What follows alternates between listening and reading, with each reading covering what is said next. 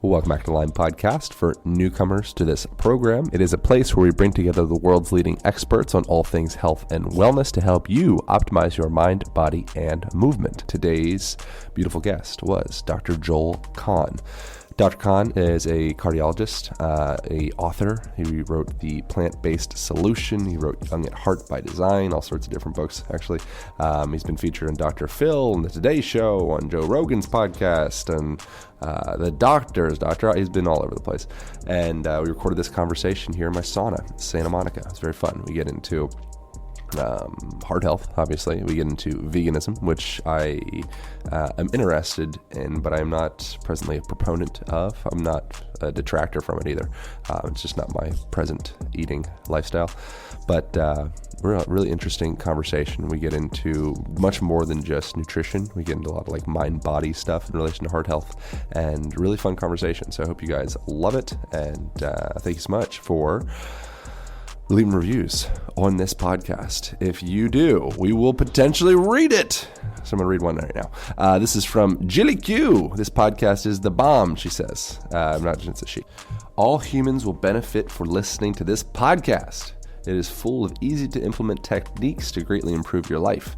I love the different guests that Aaron hosts and interesting conversations they have. I also really enjoy hearing about the research that backs up all of that interesting information. Then she put a bunch of heart emojis. I appreciate that. Emojis are powerful. So I appreciate y'all's support. I appreciate you telling friends about this, subscribing, sharing, all those things. It's very, very, very helpful. And final thing, I appreciate y'all grabbing the Align Method book, which has been out for a few weeks now. It's been #1 bestseller on Amazon, and people have been really loving that thing. Appreciate reviews for that, obviously, as well.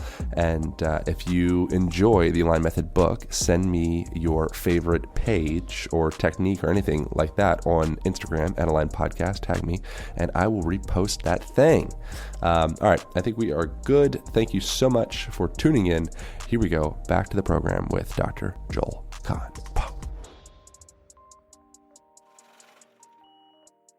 Thanks for making time to do this, man. I really appreciate it. Yeah, making time to do it. I didn't know I was freezing my ass off to do it, but it was all good. All right, so how was your experience with all that? How was your experience with we breathed?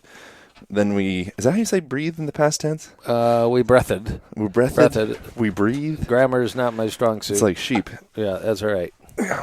But I'll say, for all you Midwesterners where I come from, you get in the ice, you do the breathing, you get hot. This is good. This is what LA's all about. So you hadn't done the breath stuff before? I had not. I mean, I'm a yoga guy, a lot of pranayama breathing. I meditate, but I of course know Wim Hof, who can avoid, not knowing about. I just had not.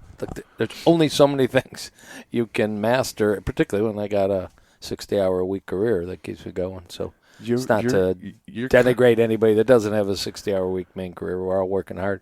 So you're not like these bullshit podcast people that are just talking about stuff. You're like opening hearts up and things. Yeah, I'm a real doc. I went 1990. I started a career as you had a heart attack, I had a balloon and stent for you at 2 in the morning or 3 in the afternoon. Didn't matter. I mean, I've treated thousands of people.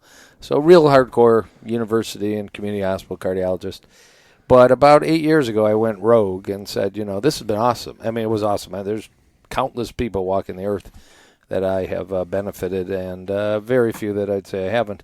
But I just, we can talk about it, but this idea that you wait till you're falling apart and almost dead is when the hospital team swoops in to help you. Yep. It's amazing, but it's totally wrong, and everything should be upstream.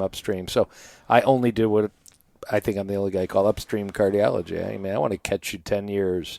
I catch people so early in the disease. And, we identify what's going on and we correct it. So, but the point is, I see people every week all over, and it's great. Love it. It's the most gratifying thing I do. Yeah. Craziest stories from people with pathologic thinking I can't break them of bad habits. Funniest one, I'll just share it because my patient of mine I got now, he won't stop smoking, about a 60-year-old man.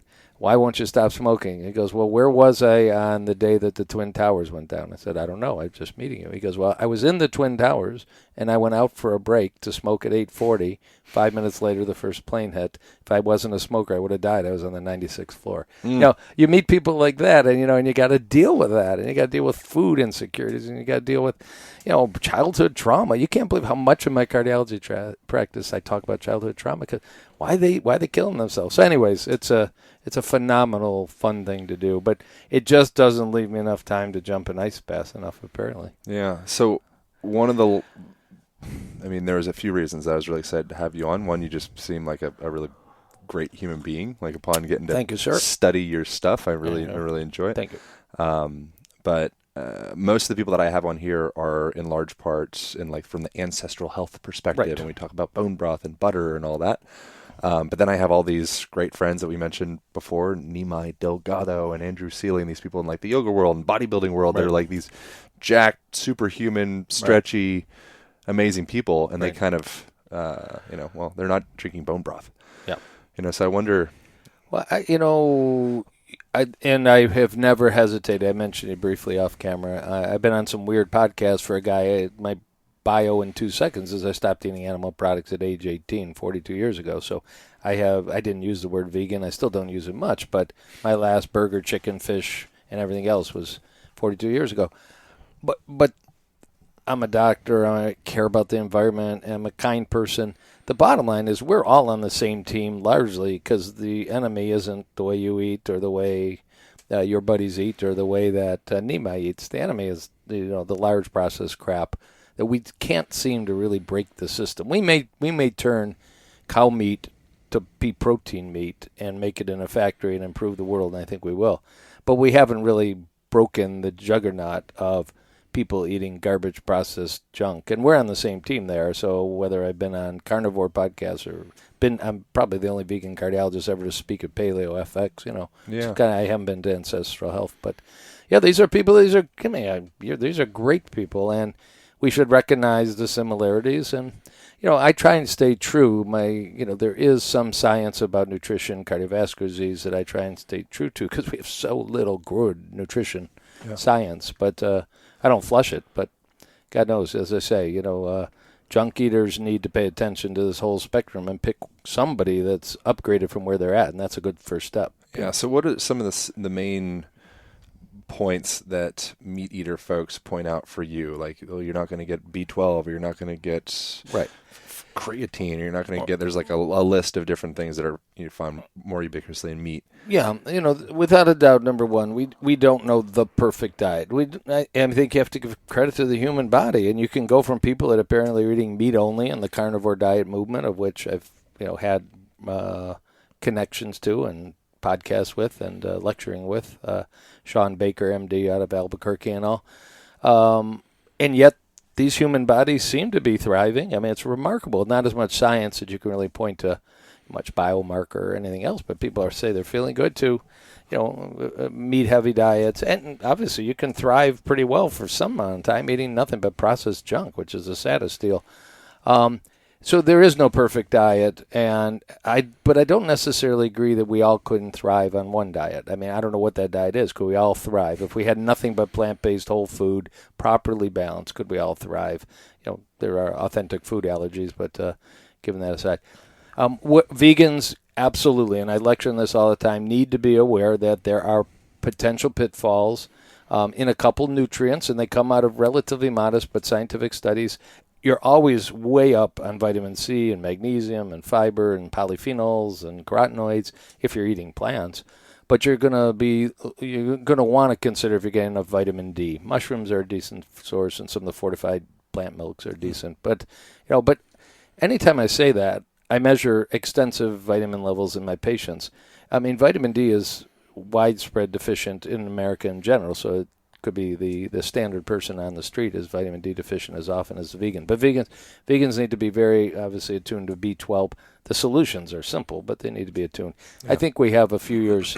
The day somebody transitions from an omnivore diet to vegan, they usually have a couple of years of stores of B12 in their body, so it's not like an instant threat, but it's a long-term concern. Omega-3 is my platform. Omega-3, which, again, it's a blood test. We don't have to guess at these things. There's a simple blood test that's done at almost every major lab. And, my omnivores are omega-3 deficient. My vegans are omega-3 deficient.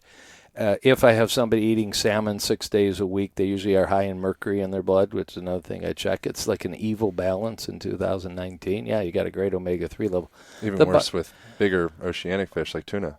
Yeah, exactly, for sure. But they won't get much omega-3 from tuna. So even if they're eating salmon, because they kind of figured out that it's a good animal-based source of omega-3, there's a downside. Some of them. Tony Robbins' thing was swordfish. Yeah, that was swordfish was Achilles' heel. It was clearly, and the big sushi eaters are often high in mercury. I can't figure it out because I have an office in a relatively comfortable area of suburban Detroit, and people are buying in good places. And the mercury, I'm telling you, I see insane mercury levels, and I see them only truly in non-vegans. A pretty high percentage of vegans in my practice.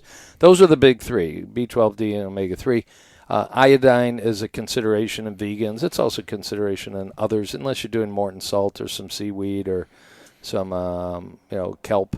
All of these can be solved with simple supplements, and more there are actually single source supplements that have all together. Selenium, eat a Brazil nut a day, you're going to get the selenium you need. In fact, Brazil nuts are the highest source in the whole food world, let alone plant-based food world.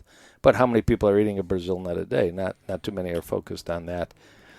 You get past that, there's not much. So you mentioned like creatine and I think your listeners know this. Proteins, amino acids. It's the same amino acids in plant and meat. The proportions may be different, but it's the same. Soy has, every single amino acid, essential and non-essential. If people eat tempeh or edamame, they're never going to be concerned about, any imbalance. It doesn't really exist as we know it, that protein deficiency amongst vegans. Again, in my course, 42 years of eating that way, is really a concern, unless you're doing a bizarre thing, an all-fruit diet or extremely processed junk diet, but anybody doing that is at risk of nutritional deficiencies.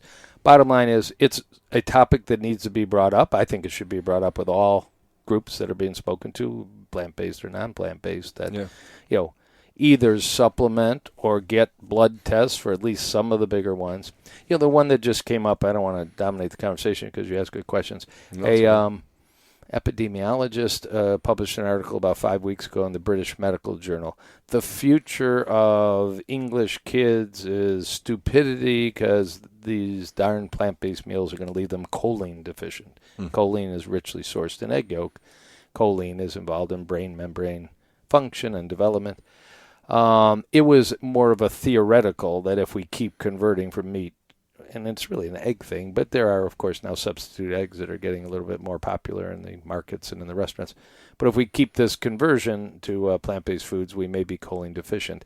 It was a theory. It got headlines. These things always get headlines. It turns out she has been funded by egg boards and meat boards, and so have so many nutrition researchers, so you can't throw them all out, but you wonder. And it turns out I had to do my research. If you eat dry roasted soy nuts, you can buy those little packs. And again, not everybody will eat soy, but dry roasted soy nuts are a relatively friendly little snack. They are the second highest source of soy, pretty much on par with any other animal product. But so choline came up recently.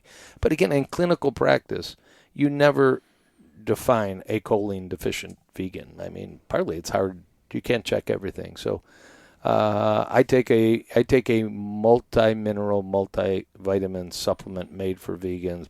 It's got algae omega-3, D. It's got K2. K2 is one that we all should. I'm in LA this week because I did a TV show talking about vitamin K2, which promotes better bone health and teeth health and improves cardiovascular flexibility and youthfulness. So anyways, vitamin K2 is in that multivite. There's some iodine, some selenium. So it's like a one-stop solution. And then let's talk about what are the benefits. Those are the downsides. I mean, I'd love to talk about the downsides. I'd rather people be healthier, whether they're vegan, non-vegan. Yeah. Just fill the gaps. I think it's like kind of talking about sexuality with teenagers. I think it's more important that you're having safe sex. It's more important that you're having safe drug use. It's more important that you're having safe veganism. Yeah.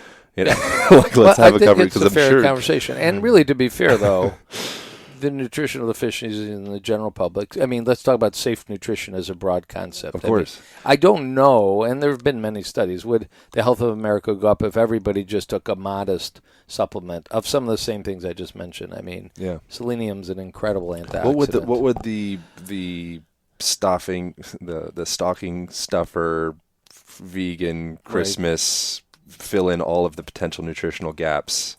Like, what would the 5 bullet points be that every person should? And maybe there aren't any nutritional gaps with the common vegan, but oftentimes something that I see, or I've heard from people that were vegan for a while and then all of a sudden started introducing fish or something like that in their diet. They noticed like a shift in like more energy or this and that. Right. What would be like the top 5 bullet points of like, I see people missing this? If you're talking about actually measuring, which is what I do in practice, it'd be D omega 3, rarely B12. I mean, it certainly is an issue, but I rarely actually diagnose people. I more often diagnose B12 deficiency when somebody just comes new to the office. They're not a plant-based eater. They're just low. I mean, it exists in American public quite frequently. There is a recommendation. Everybody over age 50 in America should take a B12 supplement. It's not a vegan recommendation. So that's how frequent it is. That's how important it is to brain health. But it would be my stocking stuffer would be, here's 5. It'd be D, B12, omega 3, probably selenium and iodine. Okay. 6, K2. I love K2. I mean, as a cardiovascular specialist, it's hard to get. K2 comes in certain meats, certain cheeses. It's in natto, soybean paste. That's a Japanese delicacy that tastes like crud. If I can get in an ice bath, I can eat natto without doubt. I usually don't eat it. I'd like to get back in. Well, I'm into weird shit. I'd like to eat natto in an ice bath. I think that would be the next step of what happens with healing. a person that takes meat out of their diet for a while? Does their microbiome start to shift, and the enzymes, do they start to lack the enzymatic ability to break down certain foods? Yeah, it changes real quick. I mean, one of the most famous studies, I know this, you might. I think about 2017, a group in Pittsburgh at the university, Stephen O'Keefe, a good researcher, it's not exactly vegan, but took 20 people living in Atlanta, but in really urban inner city area, their diet, and took 20 people living in South Africa, living in a very rural area, eating very shrub kind of food. Did microbiome measurements, did metabolic measurements in their blood, dietary assessments, and then they switched the diet. They actually gave the inner city diet to the South Africans, and they measured everything again in 2 weeks. It was absolutely unbelievable how quickly metabolic measures and the microbiome shifts, and it's probably quicker than 2 weeks, but within 2 weeks, totally different populations. Truly, it was more of a plant-based whole food diet that was the rural South African diet. The profile, and these are like incredibly advanced measurements with hundreds of points in the stool and in the blood, were more favorable. An organism called Prevotella that's associated with heavy plant eating was dramatically higher all of a sudden in the Atlanta people. Studied at Pittsburgh, but Atlanta people. So it shifts quick. There's a metabolite that brings on some controversy when people talk about it. In 2011, the Cleveland Clinic identified a new molecule to most people called TMAO, trimethylamine N-oxide. And they developed the method to measure it in the blood, and they developed a lab called Cleveland Heart Lab, now owned by Quest, is the only lab that actually allows you to measure TMAO levels in humans. And then they did, the last 8 years of science, that not everybody agrees, but 99% of scientists agrees that it's the L-carnitine in red meat and it's the choline in egg yolk with your microbiome, and nobody knows exactly the species that converts carnitine and choline to TMA across the border of the gastrointestinal tract, trimethylamine, and then the liver converts it to TMAO in the blood, and TMAO accelerates atherosclerosis, accelerates kidney scarring, is a very adverse blood marker to have elevated if you're just general public or a heart attack or kidney disease or diabetic. There's about 1,500 studies on TMAO in the last 8 years, many of them in humans. I've drawn thousands and thousands of blood levels on patients with TMAO. And if they're super high, they're either a massive meat or egg eater or they're taking supplements with choline carnitine. And in my group of patients with heart disease, I am concerned based on the science, and I try and get it down by either stopping that supplement or altering their diet. And a couple weeks later, that's an indirect way to answer your question. A couple weeks later, they're not making TMAO anymore. The classic Cleveland Clinic study was, let's take 8 vegans. It was not a big study. It was just done well. Let's feed them 1 8-ounce steak. They would not make TMAO. Their microbiome can't convert if they've been vegan for months to years. They can't convert carnitine to TMA, whereas the omnivores, they took people from Cleveland, just standard volunteers, and they immediately made TMA and TMAO. So it's a cute little metabolic marker. It tells us how quick the microbiome changes. The controversy that's brought up by non-plant eaters. And it's science. It's not a plant versus non-plant. We got to figure out if it's really meaningful and if it's going to be a target for either a nutraceutical or for a pharmacologic agent, of which there isn't one right now. You can alter it by stopping the supplement or changing the diet or ignoring it. But there are certain deep water fish, and only a few, that use TMAO for buoyancy. So their tissue has TMAO in it. Most fish people are eating, a piece of whitefish doesn't have TMAO, but if you get a really deep water fish, it's a cool little ancient system to allow those fish to actually still float at unbelievably high pressure deep underwater. So the argument comes up, we consider fish to be a cardiovascularly healthy food. If fish have preformed TMAO that raises your blood level, how can you possibly have a theory that TMAO is bad for you? And there's not enough data to completely answer it. It is, number one, only a few species of fish. Two, your blood level goes up and down briefly, but if you're eating meat and eggs regularly, it stays up long term. So there's differences in it. Your microbiome shifts quickly. Is there a downside to a plant-based microbiome?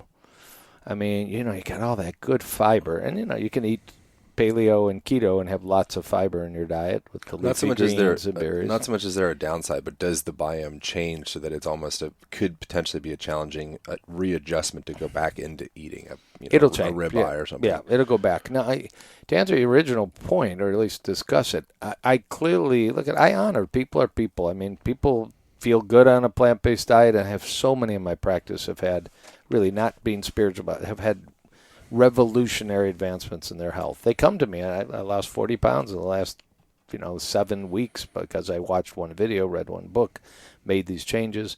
My blood pressure medicine, blood sugar medicine, my energy, whatever it is. What do you do with the people that don't thrive and feel better when they go back? And sure, I know there's those people. There's a Facebook group of former vegans. It's not massive. It's a couple thousand people. The vegetarian myth. Yeah, were they doing it wrong? Were they not supplementing? Did they not have lab work? Could they have done better with more ground flaxseed or more hemp? We'll never know. Nobody's really tackled that as a study project. And that gets to the point. If we had an island and only one menu and it was a whole food plant-based with a great chef, would everybody feel good, isolated on their diet? And I don't think we know the answer to that. Most of us suspect anybody could thrive. Or let's say this: we believe anybody can thrive. I'm a 40-plus year whole food plant-based eater. There's people that exceed me. The word was coined in 1944, so there have been some people, in excess of 70 years on this earth that have been doing it. Yeah. But what do you do with the fall-offs? Did they do it wrong, or is it there is such variability in our epigenetic and enzyme capacities that some people just aren't made to, convert ALA to omega-3, and they don't feel good even if they take supplements. Want to take a minute and present y'all with a beautiful opportunity of winning a month's supply of delicious supplements from Organifi. Organifi is a tremendous company. They are USDA organic, they are gluten-free, they're soy-free, they're dairy-free, and in relation to this episode, they happen to be vegan as well. And some of my favorite supplements around, ranging from various different protein powders, all, again, vegan versions of those. And I'm holding in my hands right now something I really enjoy. It's called the turmeric and reishi infused gold blend. It's a gently dried superfood tea that has a whole abundance of different adaptogenic herbs and mushrooms, and it's got turmeric and it's got magnesium and all things to help your body downregulate and calm the freak down while helping with inflammation and things of the sort. So you have an opportunity to win a month's supply of any supplements you want from these guys just by posting yourself doing some hanging, which is a principle in the Align Method book. And all you gotta do is post yourself hanging, tag me, tag Organifi, and then have 3 of your friends do this challenge as well. And then on the 31st, we will be picking a winner, and you'll get yourself a month's supply of Organifi. There is a good statistical chance that you will win this thing. So I would jump in there, tag Align Podcast, ALIGM Podcast, Organifi, 3 of your friends, and let's get y'all's shoulders hanging. It's a very helpful thing. If you spend just a minute and a half hanging each day in total is the recommendation in the book. It has been shown to help with shoulder pain, opening up shoulder impingement, and things of the sort. So really helpful stuff, regardless of whether you win or not, but there's a good chance you will. If you just want to grab some Organifi products, such as this delicious gold turmeric and reishi blend that I'm holding right now, great for a little before bed tea type setup, you can go to Organifi.com, Organifi.com, and then you can use the Align code, and you will get a 15% discount on your purchase. All right, enjoy your hanging, enjoy your reishi-infused gold, and back to the podcast with Dr. Joel Kahn. With the, what is the argument that, there wouldn't be much of an argument that humankind has eaten meat throughout millennia, throughout history. Mm-hmm. So what is the argument beyond processed meat, beyond cows and chickens standing on pavement pads in their own poop and stacked beside each other and jacked up with hormone and all that stuff, like, a venison off of a side of Maui or out, you're bow hunting, like we were talking about Peter T and all those guys. How does that affect the body, and where does the argument come in that could possibly be degenerative for the body? Yeah. Good thoughts, and just put them together for a minute. So, number one, you can say now, although, as I told you, officially the word vegan and the movement of using no animal products for your diet, formally consecrated in 1944. Of course, there's Pythagoras 2,000 years ago was said to be vegan, and some people say Leonardo da Vinci at the end of his life, and maybe Michelangelo too and all. But nonetheless, it's not like a long. But I think we can say in 2019, 2020, it is possible to exist on whole food plants and thrive and not suffer any consequences we can determine after decades of this. It may take a supplement a day, as we talked about, and I won't go back there. Yeah. Kind of a multi-mineral, multivitamin supplement, and you're done. And then you go, so that you can do that. Why would you do that? And we get to the very hot topic in the medical literature and in the press. Excuse me. Sorry for that. Which is, the quality of nutrition science, because there are a lot of epidemiologic studies, cohort analysis, and food frequency questionnaires. The classic is the body of data called the Adventist Health Studies. They certainly favor the idea that the population in Loma Linda around the world that describes themselves as vegan has less diabetes, less cancer, less heart disease, perhaps a little longer longevity. The Harvard School of Public Health studies of doctors and nurses followed for 32 years, 130,000 of them. There are trends in those databases, and how much of it is reverse causation and how much of it is, the nature of the questions they were asked, and all the Harvard School of Public Health, they do repeat questions every 4 years. So people do get an opportunity to identify if they've changed their diet or their lifestyle. Not all the studies that are published, but if you take the mass of studies, one can say you favor the likelihood that you will avoid chronic disease by eating a plant-strong or plant-only diet. And it's usually compared to a crappy American diet. Take a break, man. So good. So that's the thing is I like with all of those conversations. I think for listeners of this, certainly, I think everybody can agree that the standard American sad diet and processed foods and Doritos and random hot dogs and like we're not talking about that. We're saying, cream of the crop meat versus cream of the crop vegetables.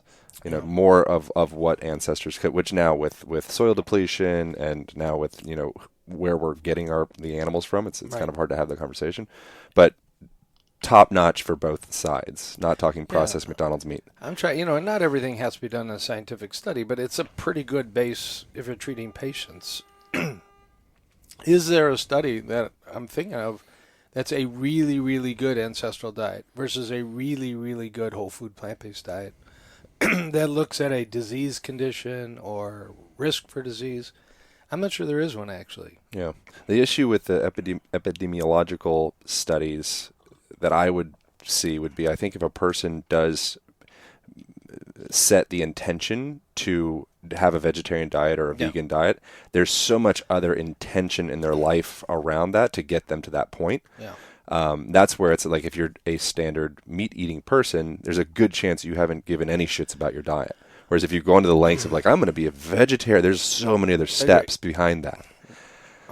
No, I agree with you. You know, there's always the environmental conversation, and many people would say in 2019 that's a crucial conversation, that land use and greenhouse gas and such, and you know, particularly water use. Water use for beef is insane, and it probably you're doing bow and arrow and grabbing an elk or a venison, whether you like that idea or not. To listeners, you know, that's not an issue with water use, but standard meat production, water use is crazy, you know, and it's so much higher. And it's interesting, and people may not know this. So the meat industry hired a research department at the University of Michigan in Ann Arbor near me about 3 years ago. What are the energy costs of producing a single 1 pound burger? And they did the study, and it was published. Whether they used it or not, pro or con, I don't know. But Beyond Meat's a pretty wily company, so they went about 6 months ago, hired the exact same research unit, and said, just do the analysis for our pea protein-based burger, the Beyond Meat burger. And it was published independently in a research journal. It's 90% less water to make a plant-based burger. There's all kinds of other arguments about health, but I think technology will help solve some of the pressure on us, but deforestation and Amazon and, you got wildfires going on all over California. That's a complex issue. It's certainly not only agriculture that's causing it. But anyways, there's that discussion. There are some biochemical facts. I mean, we can talk about aging and mTOR and IGF-1. I mean, I'm pretty buddy, and some of your listeners will certainly identify Walter Longo, University of Southern California, aging expert, Keck Biogerontology Institute, I think it's called. That animal protein and sugar are the two biggest stimulants of mTOR and IGF-1 pathways. Sugar stimulates a different pathway called PK-RAS. And it may be wise to cycle that off and then cycle it back on. It may be a smart move, probably for all of us, to keep our sugar intake in our diet low, certainly added sugar. But is that animal protein venison off of Maui, or is it McDonald's with a Coca-Cola? And I don't know the methionine and the leucine concentration on that venison versus on that ribeye that you're buying at the local grocery store. I don't know. There have been some studies I've seen presented that grass-fed beef and typical grocery store beef amino acid content actually isn't all that different for even plant-based options that are considered good protein sources like peas and beans and legumes, lentils and such. But at any rate, there's a very cool, number one, your listeners may know this, there's a new syndrome that's come up. It doesn't mean that we've identified meat as unhealthy, but there's a very serious red meat allergy. You're familiar with this? No. Oh, really? This is all peer-reviewed science. There's a tick called the Lone Star tick that was congregated mainly in Virginia. And if you were, in the last couple of years, in a hospital in Charlottesville University, and they drew a blood sample, they could identify that you've been bit by this Lone Star tick, and you developed an antibody in reaction to it, and there's a cross-reactivity to a carbohydrate meat called alpha-gal. It's in the blood, alpha-gal. And you're at risk for anaphylaxis next time you eat a burger after being bitten by this tick. 24% of an inpatient population at the University of Virginia identified the antibody in the blood. Now, not all 24% were getting a serious allergic reaction next time they ate red meat, but some people are having it. Some people are carrying EpiPens. That tick is now all the way to the Mississippi, Minnesota, and Maine, so it's extended just in the last couple of years. It's not in my state of Michigan. It's not in California yet. What the toll is going to be, is it going to be the nut allergy that we see now and nobody really remembers 40 years ago, kids with nut allergies or airplanes announcing, this is a peanut-free ride. Yeah, it's crazy. Breathing in peanut air. It's crazy, that they're that sensitive. And is that because of excessive exposure to peanuts? Or is it because peanuts are just Zach Bush, up? MD, would say it's glyphosate, and, it created a disaster in our gastroenterocytes and leaky gut, and it's crazy how much nuts we can eat. It's crazy. I'll just tell you, there's a new body of data. There is a glycoprotein in red meat called NEU5GC, NEU5GC. That's in red meat, and it turns out Humans are one of the very few mammals that doesn't have Nu5GC in our muscle. We have Nu5AC, but Nu5AC has a different structure than Nu5GC by a little bit. And it's a new theory that came out this year, although a lot of this was known, but advanced, that we do react with antibodies to Nu5GC. It's inherent in meat. I mean, it doesn't matter if it's probably venison caught with a bow or bought at the grocery store or grass-fed at some, regenerative farm site. But that we may be creating antibodies that cross-react of all things with our arteries. And there's a new syndrome or a new proposal that some of atherosclerosis is an immune reaction to meat. All this stuff needs to be worked out. But, we clearly have more coronary artery disease now than we did 60 years ago. There are a zillion factors. Smoking rates have gone down and all, but, endocrine disrupting chemicals and the challenges we have in 2019. But we may be responding poorly to some of the foods that are in the food chain that come from the animal world. Now, I'm not wishing ill will on people. I don't want people to get a red meat allergy. It's not a time that we're celebrating in the vegan community. But it is damn weird when you read the science on it. I have a feeling a lot of these nutritional conversations are in large part, even just like health conversations rather, not so much nutritional. There's like a lot of minutia. Yeah. And the underlying factor with all of these things, like the Loma Lindas or the blue zones and all that stuff, or any fill in the blank hunter-gatherer tribes. I think community. I think regular movement. I think having purpose, having like a reason to have some fucking joie de vivre in your life. Absolutely. There's a lot of people that are in like the orthorexic camp where they're having the perfect in quotations diet, but they're fucking dying inside. Yeah, I have even though I have pretty strict food rules, plants. I do, just like you said. You have to enjoy, have a lot of fun with things. I'll break some rules. I mentioned, I think I said the word on film, that there's. I think I'm not bashing ketogenic diets. I know the science for epilepsy and pretty much the science that exists for human health, as published in the medical data. It's just kind of like the carnivore movement. People say they feel better, but where's the data? People say they feel better in bone broth. Sure. Where's the data? Do we have to have data? A lot of us would like to see some data that matches the N of 1 kind of response. But then there's a lot of N of 1s. There's do you need data to know sex feels good? Right. Exactly. Show me the study. Or getting smacked in your face. Right. I was really smiley for the next 2 days. There is an interesting progression right now to evaluating getting ketotic with plants only, and it's easy to do. It's giant plates. Then I'm doing it right now. I'm in ketosis. I've checked myself. I've been that way for about 10 days. I'm not going to stay that way for 10 months. I'll cycle off in a couple more days. But big plates of arugula and walnuts and avocados and hemp hearts and flax seeds, some Evo, good organic extra virgin olive oil. There's these cool beans. You know about lupini beans? Mm-mm. You don't know about lupini beans? You're teaching me, There's man. two beans. Doctor. There's two beans that don't break your ketosis. One are black soybeans, and you can buy organic black soybeans in BPA-free cans made in the state of Michigan, and they're delicious. And their net carb is so incredibly low because they're very high fiber. And there are these little beans you buy in packets called lupini beans. Same thing. They're much higher in fiber than even your average bean, your kidney bean, your chechi bean.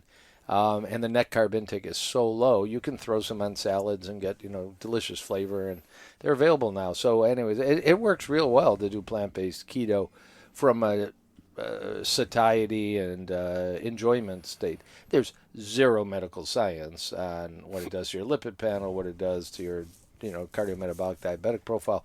I wouldn't advise it for somebody with serious advanced heart disease, which isn't really the target of your listenership, but people, do use nutrition to try and halt and reverse heart disease, and we wish we had more data. We got Dr. Hasselstein, we got Dr. Ornish, we got some other, the Pritikin Center, and not much else. So, I kind of honor those people because they've got some data on the most serious, risk to our health in the United States, cardiovascular disease, and there isn't any other data, so we better stick with what we got. So I wouldn't advise a person trying to avoid bypass surgery to go do plant-based keto. Maybe in the next 10, 20 years, we'll get some new data, 5 years. Yeah. But it is, as you say, you got to enjoy, you got to experiment a little, but stay true to yourself. So in the end, I'm not adding animal products back in my diet. That comes too long and too entrenched. At this if I point, was, your biome would probably if wig I was out. sick, I mean, and I say this, if I was sick, you'd have to consider what you got to consider. If you're trapped on an island, you consider what you got to consider. But, I think the biggest thing is people pick clean over processed, homemade over restaurant made as often as they can. Yeah. And high fiber, as much as you can. We'll wrap up here in a minute. Okay. I'd like to talk about plaque and what that is exactly, and particularly a conversation that I think is pretty vacant is the effect that one's movement and mechanics has on plaquey buildups. Yeah. Do you think it's a purely nutritional conversation, or is plaque also potentially like a callousing around certain parts where, say, you are sitting hunched over a desk for 9.5 hours a day? Yeah. So plaque. Everybody understands the abnormal accumulation of a complex of calcium and crystals and collagen and fibrous and cholesterol and oxidized LDL cholesterol and oxidized phospholipids, all these fancy terms. It's a whole mass. It's often, I tell people, it's like what you find when you're mixing cement. It's a whole big mass that makes up cement. Same as atherosclerotic plaque. And it's a problem. It's a problem in your sexual organs. It's a problem in your brain. It's a problem in your heart, for sure. Most people probably put the sexual organs as first on the list.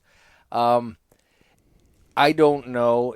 Most people would probably say it's the indirect benefits of activity that lower your risk of plaque, or the indirect consequences of low activity that increase your risk of plaque. That being, fitness tends to lower your blood pressure over the hours after you're done exercising. It tends to lower your cholesterol. Tends to shift, your particles to less atherogenic cholesterol particles, lowers your blood sugar, and improves your So insulin you won't see sensitivity. Value in moving the hose. If there was is there value in the elasticity of your tissue from a mechanical perspective, or do you think it's purely just the stuff that goes into your face? Yeah, not known. As some of the listeners will know, there's 3 major heart arteries. The one that gets plaque more than any is the left anterior descending widowmaker. And there is something called biomechanical acceleration of plaque that just literally, the first thing when the heart ejects blood that it hits is the widowmaker artery before it hits the others. And that may be why. Now, there's no reason to believe exercise helps or hurts that, but I don't think so. I'm trying to think of any situation, where from the yoga world, where specifically you're stretching. If you talk about heart arteries, they're internal. Not so much a heart. What about like hips and inguinal and parts that are more? Well, clearly, yes, you can clearly benefit those organs, those joints, by motion and movement.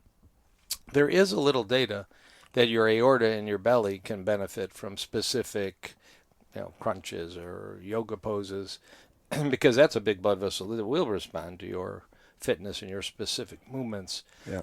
There's actually data that you can use a measure, sit on the floor, how far can you reach to touch your toes, which you can probably reach to 3 other people's toes, but the average person is really struggling with that. Yeah. That's a measure of actually, in part, the flexibility of your aorta. It's one of the things. Your spine is probably another that's going to keep you from reaching your toes or being able to reach them. But that measure is actually predictive of advanced heart disease, because it may be calcification and aging of your arteries. Yeah. So that's actually a cool little thing I hadn't talked about for a while. But short of that, I think it's mainly indirect benefits of all kinds of motion and fitness. And sedentary, lives are why we do know that, like, insulin sensitivity changes within a short time from sitting. Just natural movement of the blue zones combined with some aggressive fitness is a great combination. Yeah, the blue zones are taking lots of walks. They're getting down on the ground. They have a garden. Gardening, there's a dancing. huge part. That's one of the chapters in my book. One of the whole chapters is about spending time on the ground, and that's something you'll see ubiquitously throughout any culture that doesn't experience osteoarthritis of their hips and knees, and all these issues that are so common in Western culture, and we're chair bound for most of our days and lives ever since we're in a freaking stroller. Right. So just the simple act of getting all the way down to the ground to pick up some basil and then getting all the way back up. Yeah, and back up the hill with a basket of basil is, as much benefit as perhaps an hour on the elliptical that most people are Yeah, doing. exercise is strange, man. I trip out when I see people just pumping weights and doing all that stuff, and I just think of how much wasted energy that is, where you could have been, I don't know, helping another person build something or build your own house, or like, I think human beings innately, our biology wants to build and it wants to go out and it wants to, it wants to exert. But the reason for that is that we can actually build something meaningful, and I think that now it's become like conflated with like having meaningful abs. It's confusing. Yeah, you touched on something that we want to go out there and build and all. Well, we usually do those things in groups, and the power of community, and this gets back to a bit spiritual too, is, again, not recognized as much as it should be. There's some really cool data from Copenhagen. They've been studying people. It's called the Copenhagen Heart Study. It's like 25,000 people they've been following for 20 years. And they published last year, do you have an exercise practice? What's your exercise practice? You're healthy now. Let's look at you in 20 years. And as in every other study, fitness protocols were associated with less risk of heart disease, early death, stroke, and such. But those that answered that they did group fitness, and of all the things, tennis and badminton was like phenomenally more life extending and disease preventing than running solo on trails by yourself. And the theory all was that there is something very powerful to your moya, that's a term from the Blue Zones, the Okinawan, that they always have a little group of 4 or 5 people that know where they're at, know what they're doing, and know to call. And the moya. A moya. I never that heard goes that. with the ikagi. Ikagi is the Is that sense of Japanese purpose. stuff or something? Yeah, Or that's is it moya? Japanese stuff. Oh, ikigai. Ikigai. Yeah, I got that in my Ikigai, book. That's the right. last. That's the but last a moya paragraph. is a small group of community. It doesn't have to be a massive group, but I call it your cabinet. even exercising in a moya or a cabinet. Yeah, who's in your cabinet? Apparently, at least based on one usually considered pretty good study, has a power to it. So, get some people around you. It's better. I'm sure it's better to do solo exercise than none. But beyond that, get a community exercise going and put up a barn as a community. I mean, that'd be the kind of thing I was thinking when you mentioned. Yeah, man. We like to build. High fives, butt slaps. Yep. Throw a thumb in Absolutely. somebody's butt every now and again. Yeah, the best. It's so funny to say that. That's my favorite thing to do to people. It might be time to leave the song there. Because some big dude just walked into your house, and I don't know if I'm getting out without that ritual. Well, gay bottoms, they have less incidence of prostate cancer, and it's like essentially we've accepted that just men get prostate cancer at some point in their lives, and I'm like, well, hold on, what? Fight it. Eat your Don't do Eat your that. tomatoes and ejaculate. There's some fascinating data. I don't know if you know this, that if you ejaculate 21 times a month or more, your risk of prostate cancer drops by 50%. That's an association study, but everybody loves that one, so we're not giving that one up. Yeah, right. Hang on to that one. There's a number. All right, let's wrap this thing up. Okay. How do people find you? Where do people go from here? What's the best direction? Well, just follow the thumb up my ass. drjoelkahn.com. DRJOELKAHN. His central website takes you to Instagram, Twitter, Facebook, YouTube. Yeah. I've got 5 books out. I got a book coming out pretty soon on a cholesterol cardiology topic called the lipoproteinase solution. All right. But no, this is great. And, I say it again. You're helping people. I'm trying hard to help people. The differences really are minimal compared to the commonality of what we're both doing. And I see just as much as there oftentimes is like the militant dogmatic vegan is something that's like a common, those terms are oftentimes thrown together. Yeah. I think it's the same thing with people that eat meat. It's just, because the vegans and the vegetarians are more of a minority, it makes more sense that they would have more reason to be defensive and walk into the room already ready to defend, even if no one really actually cares. Right. But I think at the same time, I notice myself being like, no, like we've eaten meat forever, and having the similar things of like, for some reason, deep down giving a shit about somebody else's diet. In the end, it's like, dude, as long as we're all helping each other and smiling and well, I think generally down. true. I mean, that usually comes from the animal rights activist wing of veganism, which is hard to understand for probably the general public. I can tell you from knowing a lot of them, their intentions are good and their techniques are often sucky and offensive in terms of how it appears to the general public. But, it's coming out of love and kindness for animals, but we probably should have a little for humans, too. Yeah. All right. Wrap it up. Thanks so much for doing this, man. I really appreciate our time together, man. This is good. All right. Over now. Thanks for listening. Pow. Thank you so much for tuning in to that fantastic conversation with Dr. Joel Kahn. Hope you enjoyed it as much as I did, and I wanted to thank you guys again for subscribing to this. Thank you for sharing it with your friends, and thank you for those of you who have started the online program, the Align Method online program.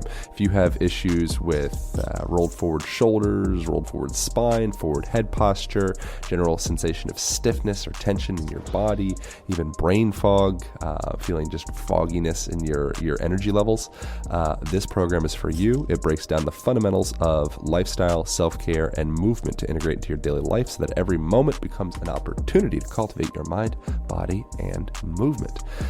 It is essentially the addendum to the Align Method book, or the digital instructional version of the Align Method book. So I hope you guys love that. It's a 7-day free trial. You can start that at alignpodcast.com/Align Method, ALIG method, or you can look in the bio at the Align podcast page. If you enjoyed this conversation, you will also enjoy perhaps the conversation with Dr. Gundry or Dr. Will Cole would be ones you could check out from here. So we will include those links in the podcast show notes at alignpodcast.com. And that's it. That's all. Thank you all so much for tuning in, and I look forward to speaking with you this coming Thursday on a solo cast. All right. Enjoy the rest of your week.